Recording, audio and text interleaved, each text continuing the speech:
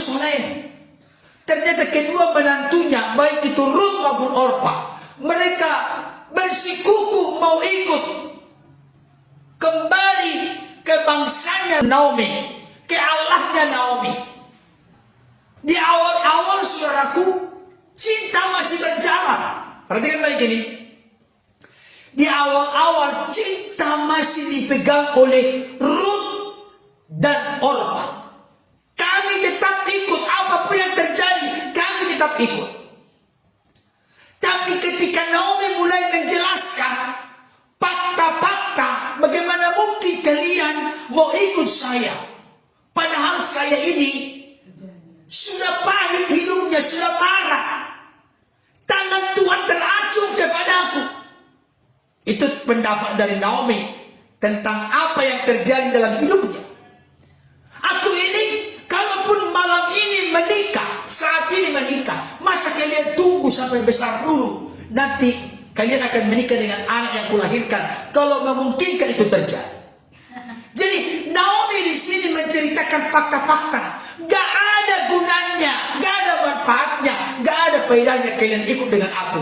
Gak ada kalian mendapatkan apapun kalau ikut dengan aku. Apa yang terjadi dengan Orpa, Bapak Ibu Saudara? Orpa berpikir, benar juga ini. Ini nih, mertua Naomi benar juga omongannya. Gak ada yang mau diharapkan, gak ada masa depan. Orang sering bilang ada dua, Madesu dan Madece. Orpa berpikir, kalau saya balik bersama dengan Naomi, maka saya akan memiliki Madesu, masa depan suram. Karena Orpa ini berlandaskan kepada kenyataan, kepada fakta-fakta yang bisa dimengerti dan dipahami, bukan berjalan berdasarkan iman. Saya kasih tahu, antara kasih dan iman itu tidak bisa dipisahkan. Saudara dikasih Tuhan, kasih Orpa itu sebatas kasih logika, masuk akal atau tidak. Kalau masuk akal aku akan mengasihi, tapi kalau tidak masuk akal aku akan balik kanan. Bukankah sekarang ini banyak orang Kristen begini? Kalau masuk akal, aku akan tertolong, akan ada masa depan, akan ada yang saya dapatkan dari apa yang akan saya ikuti, maka saya akan ikut. Jadi orang seperti ini selalu berlandaskan hidup oleh perasaan, hidup oleh melihat, hidup oleh kenyataan, hidup oleh fakta. Padahal Yesus berkata apa? Ketika seorang murid bernama Thomas diberitahukan oleh murid-murid yang lain, kami telah bertemu dengan Guru dan Tuhan yang telah bangkit dari antara orang mati. Apa kata Thomas? Sebelum kucucukkan jariku kepada tangan yang berlubang, lambungnya yang berlubang, aku tidak percaya. Itu iman Thomas lama. Tapi suatu ketika setelah 8 hari kemudian, Yesus kembali berjumpa dengan mereka dengan pintu tertutup rapat pada kesempatan kedua. Maka Yesus pun berkata kepada Thomas, "Hai Thomas, jangan lagi tidak percaya. Cucukkanlah jarimu kepada tanganku ini dan kepada lambungku." Maka Thomas pun langsung sujud dan berkata, "Ya Tuhanku, ya Allahku." Dan Yesus pun meresponi pernyataan Thomas dengan berkata, "Berbahagialah mereka yang percaya walaupun tidak melihat." Saudara dikasih Tuhan, saya mau kasih tahu, kekuatan cinta, kekuatan kasih tidak bisa dipisahkan, tidak bisa diasingkan dengan iman. Kalau Bapak Ibu Saudara saat ini mengalami kemerosotan kasih, tidak bisa dipisahkan dengan kemerosotan iman. Dengarkan ini Bapak Ibu Saudara, tidak bisa dipisahkan antara iman dengan kasih. Bahkan ada juga terjemahan pistis, bahasa Yunani pistis, Iman itu tidak bisa dipisahkan juga dengan setia. Kalau seseorang berkata dia beriman kepada Tuhan, pasti dia setia kepada Tuhan. Amin. Kalau dia setia kepada Tuhan, pasti dia mencintai mengasihi Tuhan. Amin. Nah, maksudnya, Bapak Ibu Saudara, ternyata Orpa memakai logika. Oh iya, saya tidak bakal dapat apa-apa kalau saya ikut dengan mertua yang sudah kere miskin ini. Pahit lagi. Akhirnya dia berbalik kanan. Dia tinggalkan mertuanya, dia tinggalkan saudaranya Ruth. Nah, argumentasi dari Naomi, apa argumentasi Naomi? Menantuku, bahasa sehari-hari, menantuku. Lihat itu, saudaramu sudah pulang. Dia sudah kembali kepada bangsanya, sudah kembali kepada Allahnya. Kenapa kamu ikut dengan aku? Sudah, ikuti saja dia pulang. Di sini saya kasih tahu, ini ujian cinta. Kalau Orpa sudah gugur cintanya, hanya cinta fakta. Kalau fakta tidak ada sesuatu yang diharapkan, maka tergeruslah kasihnya kepada Naomi. Mereka berpisah. Dia balik kanan, sayonara. Ketika berbagai macam hal argumentasi Naomi disampaikan kepada Ruth. Tapi coba perhatikan. Ada ayat tadi yang sangat luar biasa, yang menggetarkan hati saya. Ayat 14, perhatikan. Menangis pula mereka dengan suara keras. Perhatikan ini. Menangis. Naomi, Ruth, Orpa menangis. Ayat 14. Tapi menangisnya aneh ini. Menangisnya siapa yang aneh? Menangisnya Orpa. Kan menangis pula mereka dengan suara keras. Lalu Orpa mencium mertuanya itu, minta diri. Menangis juga sih, tapi meninggalkan. Perhatikan baik, ada orang Kristen mulai begini sekarang. Menangis, kelihatan sedih, tapi tinggalkan juga. Halo Bapak Ibu, ada yang di sini begitu air mata buaya? Menangis juga tapi tinggalkan. Kalau menangis biasanya gambaran mengasihi, tapi ternyata menangis hanya menyentuh emosi, bukan menyentuh hati. Perhatikan beda dengan Ruth. Lalu Orpa mencium mertuanya itu, minta diri. Tetapi, baca selanjutnya. Tetapi Ruth tetap berpaut padanya. Perhatikan baik.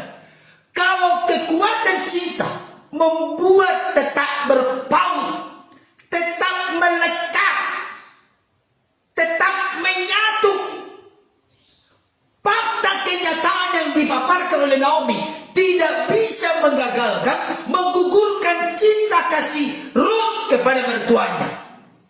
Karena Ruth mencintai mertuanya bukan karena ada apanya, bukan ada apanya. Bukan karena ada apanya. Ada papanya. Ruth mencintai Naomi karena memang benar-benar mencintai Naomi, bukan apa yang melekat pada Naomi. Saya mau kasih tahu, kualitas cinta seperti ini tetap berpaut sekalipun secara logika, secara pikiran, secara kenyataan tidak ada yang diharapkan. Saya kasih tahu, orang seperti ini kalau lolos melalui proses itu, dia pasti mendapatkan sesuatu yang ajaib, sesuatu yang besar, lebih dari kita doakan pikirkan. Tuhan sanggup sediakan bagi saudara dan saya, bagi kita semua yang tetap mengikut dia sekalipun kelihatan tidak memungkinkan. Amin. Sebab bagi Allah tidak ada perkara yang mustahil. Ayat 15. Berkatalah Naomi, telah pulang iparmu kepada bangsanya dan kepada para allahnya. Pulanglah mengikuti iparmu itu. Perhatikan baik ayat 16. Tetapi kata Ruth, janganlah desak aku meninggalkan engkau dan pulang dengan tidak mengikuti engkau. Sebab kemana engkau pergi, ke situ jugalah aku pergi. Dan di mana engkau bermalam, di situ jugalah aku bermalam. Bangsamu lah bangsaku dan Allahmu lah Allahku. Perhatikan baik. Yang menggetarkan kenapa Naomi tetap komitmen, ternyata kenapa Ruth tetap komitmen sekalipun sudah disuruh pulang mengikuti iparnya Orpa? Kenapa dia tetap begitu? Karena ternyata Ruth telah percaya kepada Allah Naomi, Allah Elimelek, Allah Israel. Perhatikan baik. Makanya saya katakan tadi, iman dengan kasih tidak bisa dipisahkan. Kalau seorang sudah beriman sungguh kepada Allah, maka dia siap bayar harga sekalipun kelihatan tidak ada. Tapi jangan lupa, jangan diajari ayam bertelur. Halo Bapak Ibu? Jangan diajari ayam bertelur. Ayam itu tahu kapan dia bertelur dan di mana dia bertelur. Dengar dengan baik. Jangan ajari Tuhan memberkati kita. Tugas kita adalah mengabdi kepadanya, memiliki cinta yang murni, cinta yang tulus, cinta yang sungguh-sungguh kepada Tuhan. Itu bagian kita. Nanti Bapak Ibu Saudara tahu nggak apa yang terjadi dengan Ruth? Oh, dahsyat luar biasa. Ayat 17. Di mana engkau mati, aku pun mati di sana. Bapak Ibu Saudara, saya kasih tahu. Ayat-ayat ini seringkali dikotbahkan oleh pendeta ketika pernikahan. Sekalipun konteksnya ini mertua dengan menantu. Tapi ini gambaran kehidupan. Coba Bapak Saudara, antara suami dengan istri. Tolong baca ayat 17, ayat 16, ayat 17. Baca, ini komitmenmu berdua. Antara suami dengan istri. Saya usulkan saat ini, siapa di sini yang menonton suami istri, atau hanya suami yang menonton atau istri yang menonton, kembali Bapak Ibu Saudara berdua baca ayat ini. Ayat 16, 17. Masing-masing pasangan membaca dan mengaminkan ayat-ayat ini. Apa itu? Janganlah di saat aku meninggalkan engkau. Perhatikan. Aku tidak boleh meninggalkan engkau, papi, mami. Hanya maut yang memisahkan kita. Mantap ini. Saudara dikasih Tuhan. Dan pulang dengan tidak mengikuti engkau. Artinya tetap setia mengikuti Naomi. Sebab kemana engkau pergi, ke situ juga aku pergi. Di mana engkau bermalam, situ juga aku bermalam. Bangsamu lah bangsaku, dan Allahmu lah Allahku. Di mana engkau mati, aku pun mati di sana. Dan di sanalah aku dikuburkan. Beginilah kiranya Tuhan menghukum aku. Ini sumpah Bapak Ibu Saudara. Bapak Ibu Saudara nanti sering menemukan begini di dalam Alkitab Perjanjian Lama.